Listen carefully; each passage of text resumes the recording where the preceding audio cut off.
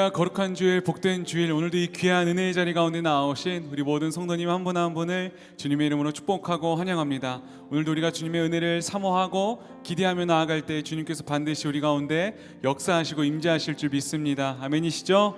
네, 그렇게 일하실 하나님을 기대하는 마음으로 우리 함께 찬양하며 나아가기 원합니다. 우리가 맡은 그 본분은 주님을 높이는 것입니다. 함께 고백합니다. 나 맡은 본분은 구주를 높이고 문 영혼 구원 얻도록 잘 인도함이라. 부르심 받들어 내 형제 섬기며 구주의 뜻을 따라서 내 정성 다하리. 주 앞에 모든 일 잘 행케 하시고 이후에 주님 배울 때 상 받게 하소서. 나 항상 깨어서 내 기도 드리며 내 믿음 변치 않도록 날 도와주소서. 아멘. 주님, 오늘도 우리가 주님의 얼굴을, 주님의 은혜를 구하며 나아갑니다. 주님의 은혜 없인 단 하루도 살아갈 수가 없습니다. 주님의 은혜를 채워 주옵소서. 그렇게 간구하는 마음으로 고백합니다. 오직 주의 은혜로 지금 여기 서 있네. 한없는 경배, 한없는 찬양, 내 영혼 예배드리네.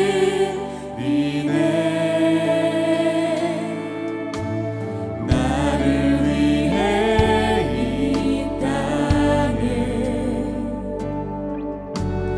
오신 주의 그의 십자가 고통 이기신 주님 그 은혜 어찌 지리. 주 은혜 날 채우시네. 주 은혜 보게 하시네. 살아가는 동안 은혜로만 살리. 십자가 은혜로. 다시 한번 그 주님의 은혜를 구하며 나아갑니다. 오직 주의 은혜로 이곳에 서 있습니다. 오직 주의 은혜로 지금 여기 서 있네. 한없는 경배, 한없는 찬양, 내 영혼 예배드. 우리를 위해 이 땅에 오신 주님의 은혜를 고백합니다. 나를 위해 이 땅에 오신 주의 그 은혜. 십자가 고통 이기신 주님 그 은혜 어찌 지리.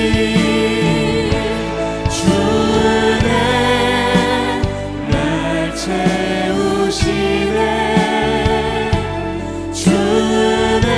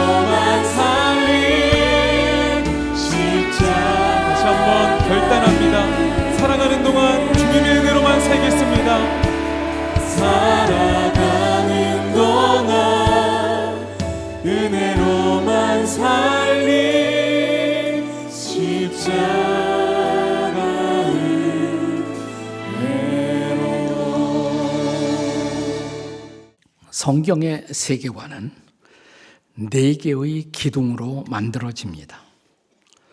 창조, 타락, 구원, 회복, 이 4가지를 가리켜서 기독교 세계관을 만드는 4개의 교리 혹은 4개의 기둥이라고 말합니다.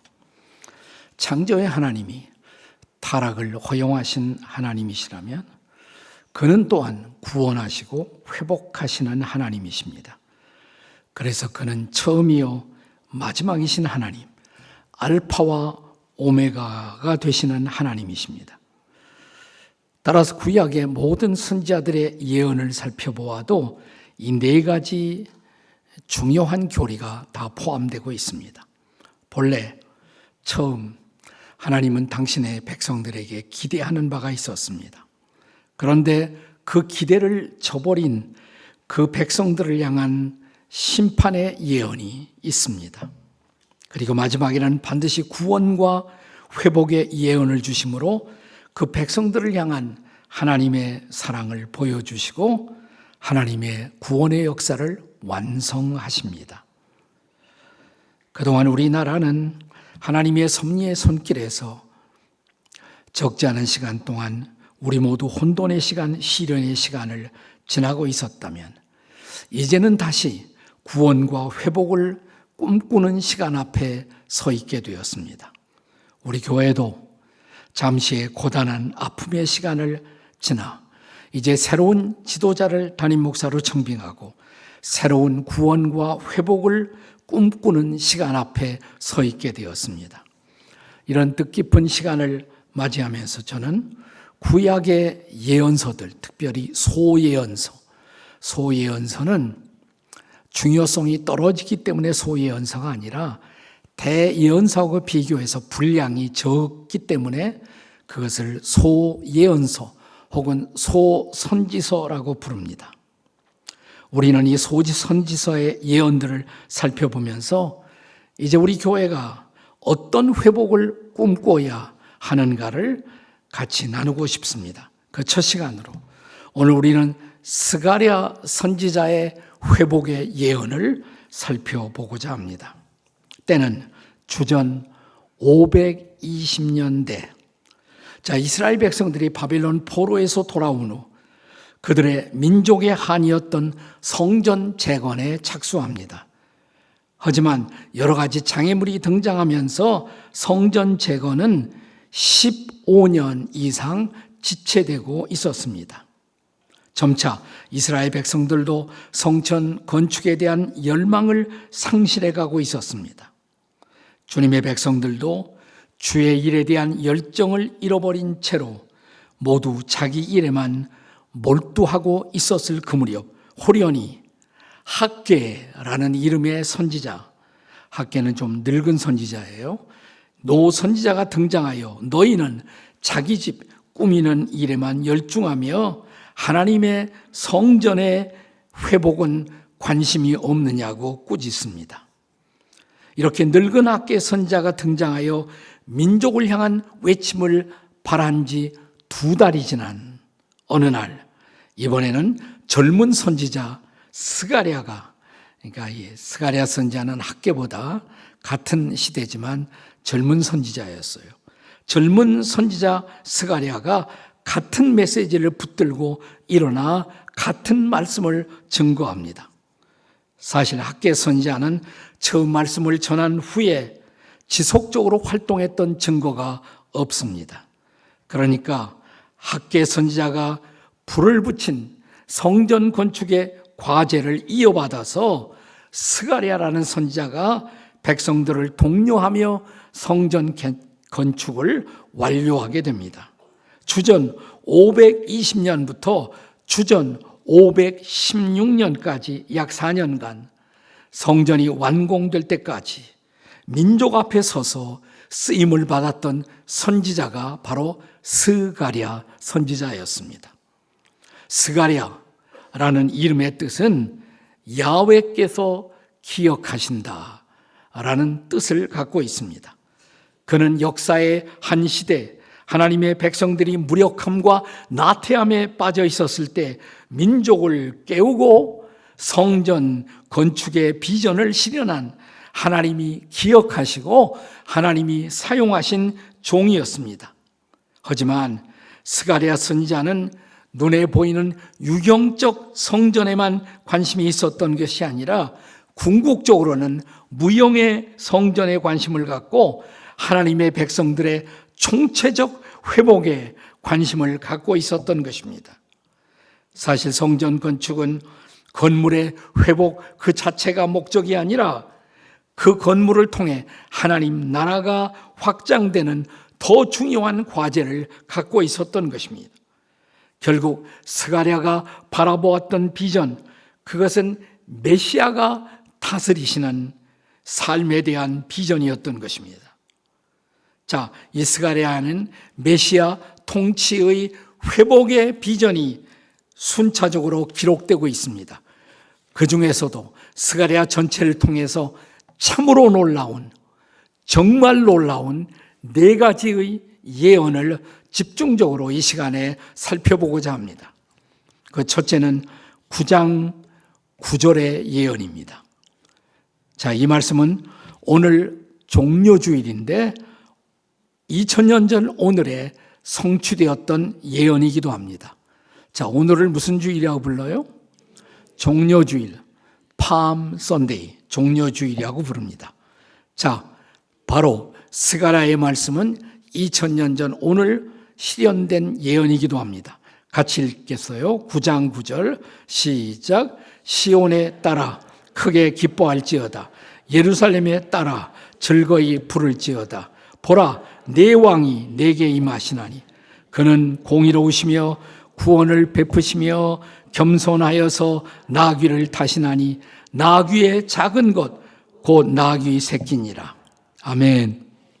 자, 예수님이 2000년 전 예루살렘 성으로 입성하실 때 바로 메시아의 이 중요한 예언이 성취된 것입니다. 그리고 이 종료주일이 바로 고난주간의 시작이었고 메시아 통치의 위대한 시작을 알리는 신호였습니다.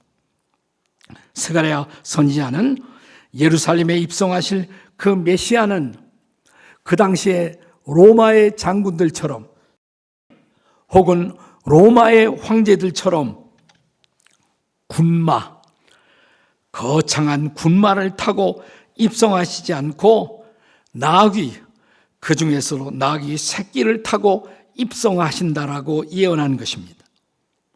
다시 말하면 그는 온유하고 겸손하신 평화의 구세주이심을 선포한 것입니다. 나는 온유하고 겸손하니 나의 멍에를 메고 내게 배우라 말씀하신 그대로 그는 온유하고 겸손하신 구세주였던 것입니다. 이제 그 예언이 성취되는 신약의 장면을 함께 보시겠습니다.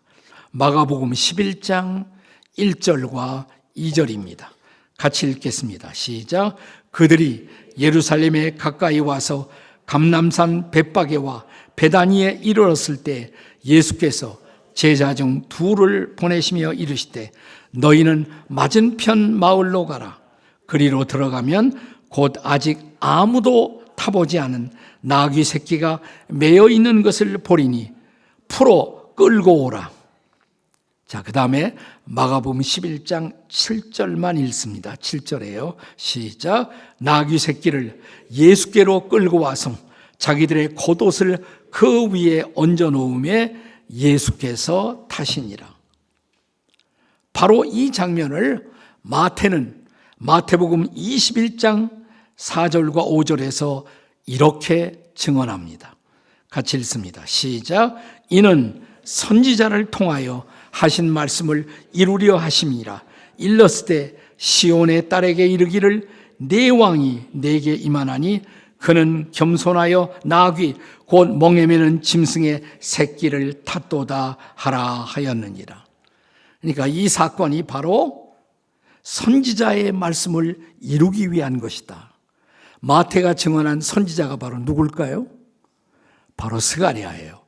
스가랴 선지자의 말씀을 이루기 위해서 그렇게 하셨다는 것입니다.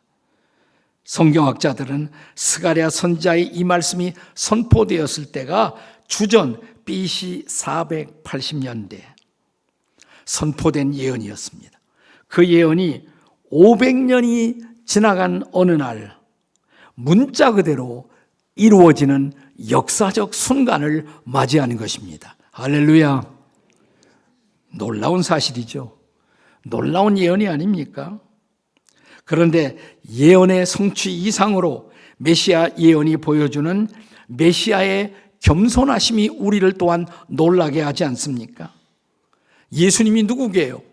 만왕의 왕, 만주의 주, 하나님이신 그분이 이 땅에 오셨을 때, 그리고 예루살렘 성에 입성하실 때 거대한 군마가 아니라, 백마가 아니라 나귀, 그 중에서도 어린 나귀 새끼를 타시고, 그 다음에 나무가지 잎을 엮은 것을 레드 카펫 대신에 길에 깔리운 채로 아이들이 부르는 노래 호시안나, 이 찬양 소리를 들으며 예루살렘에 입성하고 계시는 이 겸손한 왕의 행렬을 상상해 보십시오. 그는 세상의 왕과는 다른 왕이었습니다. 그는 세상의 리더와는 다른 리더였습니다. 그는 이 세상에는 볼 수 없었던 리더였던 것입니다. 그는 이 세상을 지으신 분, 세상보다 높으신 분, 세상의 주인 되신 분, 그런데 그분이 세상에 오시면서 자신을 비우시고 자신을 낮추시다 이토록 겸손하게 우리 곁에 다가오신 구세주, 그가 바로 우리 주 예수 그리스도이심을 믿으시기 바랍니다. 할렐루야. 스가랴가 바로 그 예언을 보여주는 거예요. 두 번째 예언.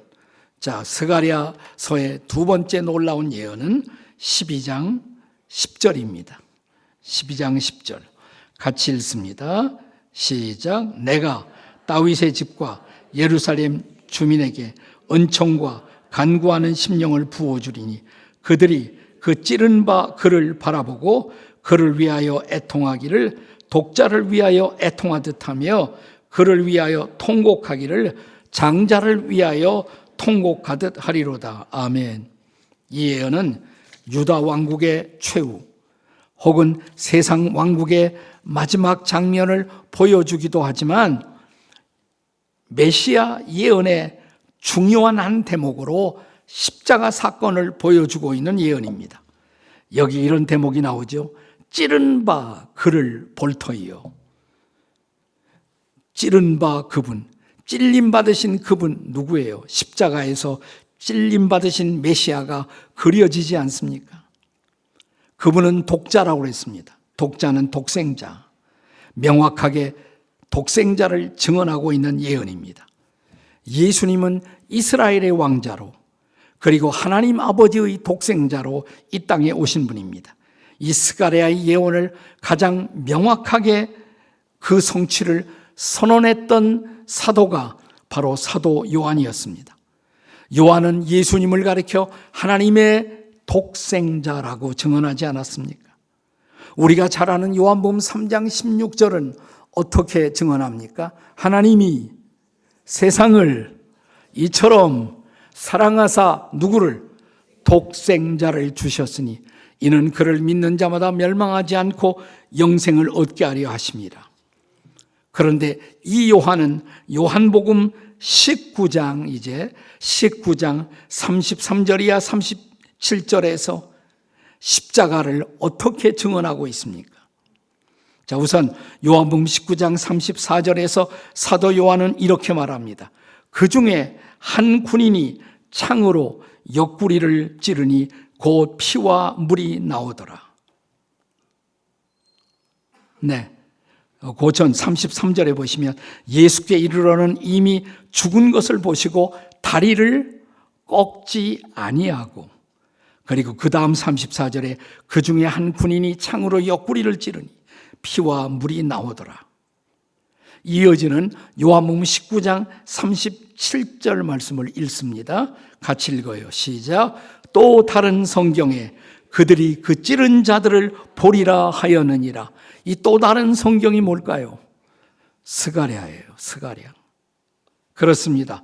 로마 군인의 창에 구세주의 옆구리가 찔리운 그 명백한 성경 예언의 성취를 증언하고 있는 것입니다.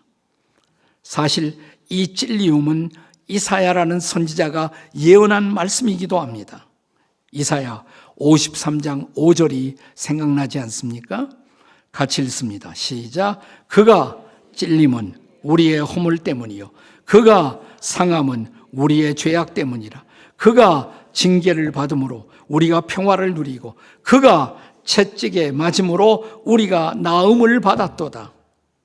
여러분 2000년 전 종려주일에 나귀 새끼 타고 호산나 군중들의 환영을 받으시며 예루살렘에 입성하신 예수님은 불과 닷새 후에 똑같은 군중들이 십자가에 못 박으소서, 십자가에 못 박으소서 그 외침과 함께 십자가에 달리시고 못 박히시고 옆구리에 창으로 찔림을 받으신 것입니다.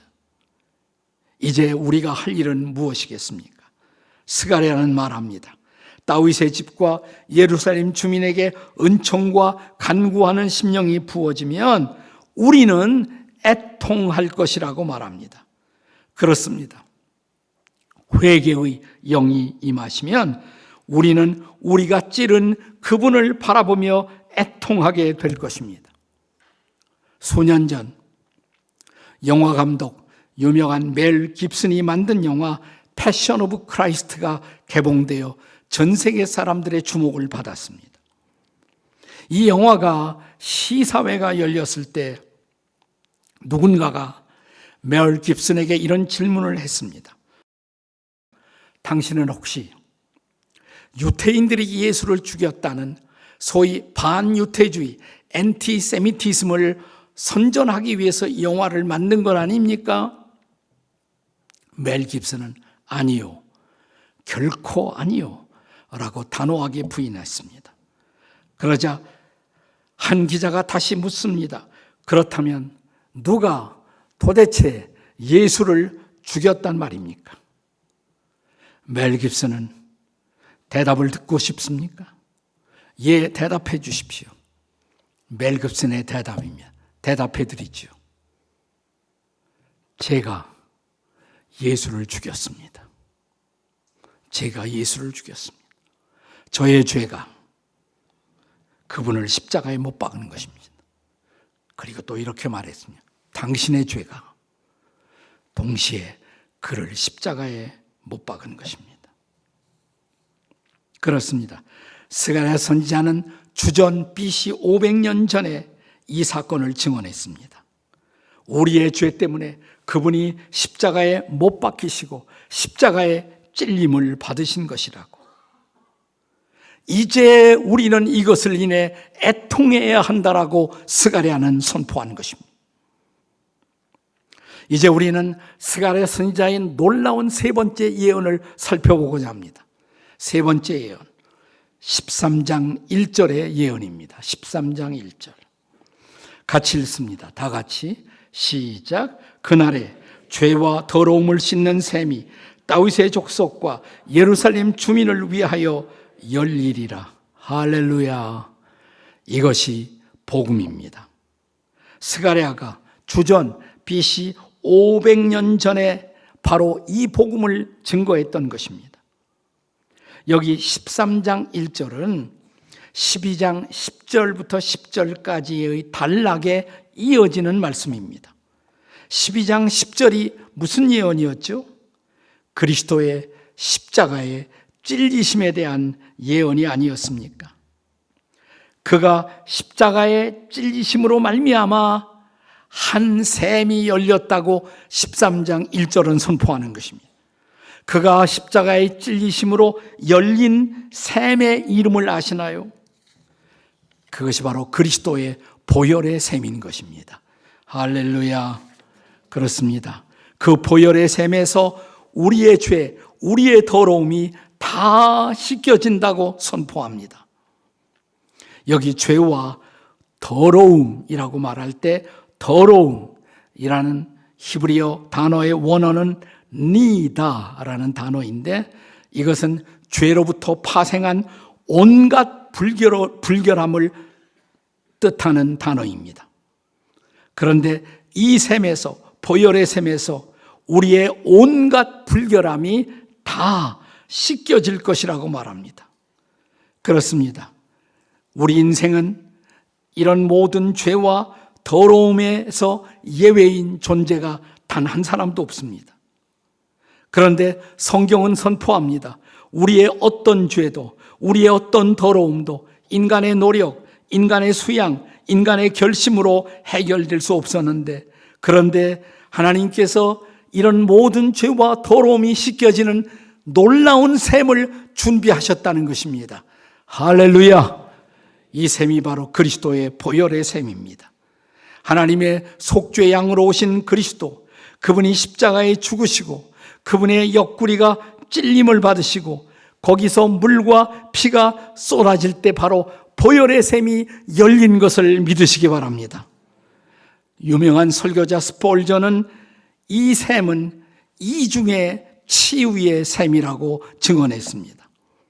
이중의 치유의 셈, 죄책, 우리의 온갖 죄책을 치유하는 셈, 그리고 우리의 온갖 우리를 지배하는 죄의 권세에서 우리를 구원할 수 있는 셈이라고, 이 보혈의 셈이 열린 것을 기뻐하시기 바랍니다. 그렇습니다. 이 셈은 이제 감추어진 셈이 아닙니다. 이 셈은 숨기워진 셈이 아닙니다. 누구든지를 위해 열려진 셈이 되었습니다. 이 셈은 저수지가 아니라 열린 셈입니다. 일시적으로만 열린 셈이 아니라 영원토록 열려진 셈입니다. 이 셈에서 치유의 물이 계속해서 솟아오르며 수백 년, 수천 년이 흘러도 넘쳐 흐르며 인류에게 용서를 제공하는 셈인 것입니다. 이 셈의 공급은 너무나도 풍성해서 그 은혜의 공급은 모든 사람들에게 차고 넘치는 셈인 것입니다. 모든 세대, 모든 인류들에게 넉넉한 치유의 샘물인 것입니다. 단지 하나, 내가 죄를 범했으며 내가 더럽혀졌음을 인정하고 이 셈으로 나오는 사람들에게 이 셈은 그들의 모든 죄, 더러움을 씻을 것임을 믿으시기 바랍니다. 그렇습니다. 우리의 죄, 우리의 더러움이 씻겨지는 이 은혜를 체험하시기를 주님의 이름으로 축원합니다. 스가랴가 예언하는 놀라운 예언, 마지막 네 번째 예언은 스가랴의 마지막 장 14장 20절의 예언입니다. 그리스도의 보혈의 셈에서 씻음받은 마지막 결과를 보여주는 말씀입니다. 같이 한번 읽을까요? 다 같이 시작. 그날에는 말방울에 이르기까지 여호와께 성결이라 기록될 것이라. 이는 여호와의 전에 있는 모든 소치 제단 앞 주발과 다름이 없을 것이니라. 무슨 말씀일까요? 세상에 가장 잔인한 더럽혀짐의 장이 있다면 전쟁터예요. 전쟁터처럼 더러운 곳이 없어요. 사람들의 피, 사람들의 온갖 더러움이 있는 것이 전쟁터입니다. 그런데 전쟁터를 달리고 있는 군마, 군마의 방울이 음악 소리를 냅니다. 군마가 뭐라고 그러냐면 여호와께 거룩함이라고. 군마도 거룩해진다는 거예요. 전쟁터를 달리는 군마까지 거룩해진다는 것입니다. 그리스도가 만유를 통치하고 다스리는 그날 군마의 방울에 이르기까지 여호와께 성결이라고 선포하게 될 것입니다. 제단 앞에 있는 모든 솥, 여러분 제단 앞에 있는 솥은 제사에 쓰여지잖아요. 하나님의 거룩한 도구예요. 이제 하나님의 제단 앞에서 인류는 다 하나님 앞에 드려지는 거룩한 제물의 도구가 될 줄로 믿습니다. 이제 더 이상 우리는 그냥 하나의 도구가 아니라 거룩한 도구로 우리 모두 하나님 앞에서 쓰임받을 것을 예언한 것입니다. 그렇습니다. 그날이 오고 있습니다. 우리 모두 거룩해지고 우리 모두 거룩하신 하나님을 노래하는 새로운 세상이 올 것입니다. 우리 모두 죄사함 받고 우리 모두 치유받고 우리 모두 하나님을 찬양할 것입니다. 할렐루야. 우리 모두 음악 소리를 낼 것입니다. 코데시 야훼, 여호와께 성결, 여호와께 거룩함이라. 영국 웨스트민스터 학교에서 공부하고 만 17세 변호사가 된 젊은이가 있었습니다. 17살의 변호사가 됐어요. 그런데 그는 자기 인생 도합 69년의 생애를 살면서 그 중에 25년 동안을 그는 정신병과 싸워야만 했었습니다.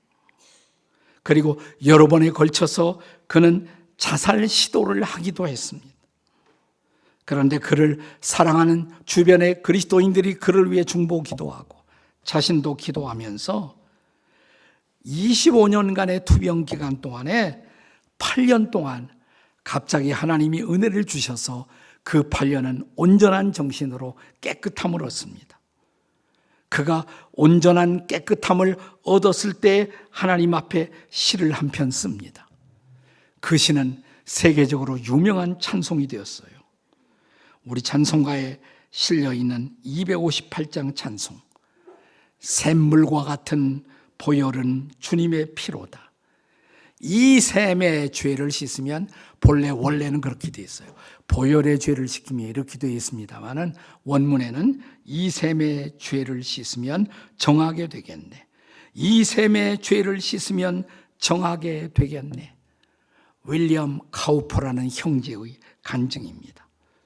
사랑하는 여러분, 죄와 더러움을 피할 수 없는 세상, 이 세상에서 보혈의 샘으로 나와 예수님의 피로 씻음받고 정결함을 입는 은혜, 이번 한 주간, 고난주간에 저와 여러분들이 이런 정결함의 은혜를 입는 한 주간이 되시기를 주님의 이름으로 축원합니다. 새벽기도에 나와 기도하시면서 깨끗함을 얻고 정결함을 얻고 하나님을 찬양하며 부활의 영광을 기다리는 저와 여러분이 되시기를 주님의 이름으로 축원합니다. 아멘. 기도하십시다.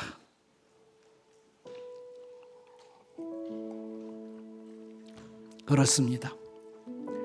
죄와 더러움을 피할 수 없는 이 세상, 그러나 십자가 앞에 나와 보혈의 샘으로 씻음을 받고 그 샘물로 씻음을 받고 깨끗함을 얻고 하나님을 찬양하면서 주님을 증거하는 인생을 살면 얼마나 좋을까요?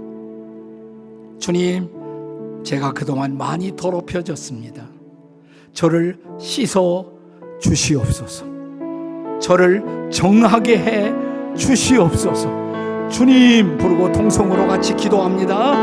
주님, 우리가 기도합니다. 우리를 깨끗하게 하시고 우리를 정결하게 하시고 우리에게 은혜를 주셔서 우리가 주님을 찬양하고 주님의 이름을 높여드리며 주님을 증거하는 평생을 살아가도록 인도하시고 역사해 주시옵소서. 주님이 함께 하시며 그런 인생을 살아갈 수가 있을 줄로 믿사오니 주여 우리를 정하게 해 주시옵소서. 샘물과 같은 보혈은 주님의 피로다. 보혈의 죄를 씻으면 정하게 되겠네. 죄속함 받은 백성은 영생을 얻겠네. 날 정케 하신 피보니 그 사랑 한없네. 살 동안 받는 사랑을 한없이 찬송하겠네. 늘 찬송하겠네. 주님, 씻음 받고 정결케 함을 얻고 평생 주님을 찬양하며 살아가는 존재가 되도록 은혜를 베풀어 주시옵소서. 예수님의 이름으로 기도합니다. 아멘.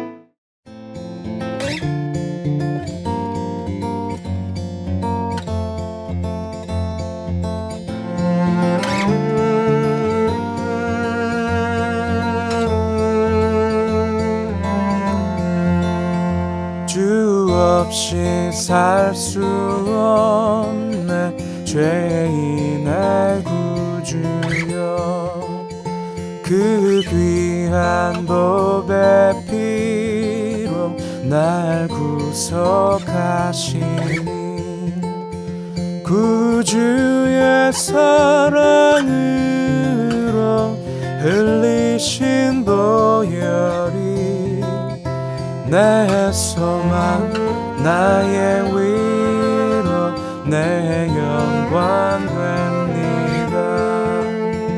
주 없이 살 수 없네 나 혼자 못 서리 힘없고 부족하며 지혜도 없으니 내 주는 나의 생명 또 나의 힘이라 주님을 의지하여 지혜를 얻으리.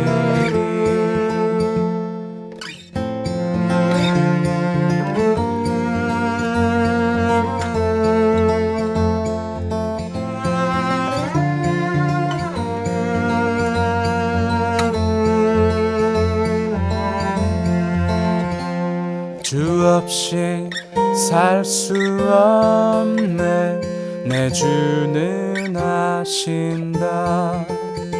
내 영의 기쁨 간구 마음의 소원을 주밖에 나의 마음을 위하라 주리여. 내 맘을 위로하사 평온케 하시네. 주 없이 살 수 없네 세월이 흐르고 이 깊은 고독 속에 내 생명 끝나도 사나운 풍랑일 때 날 지켜주시고 내 곁에 계신 주님 늘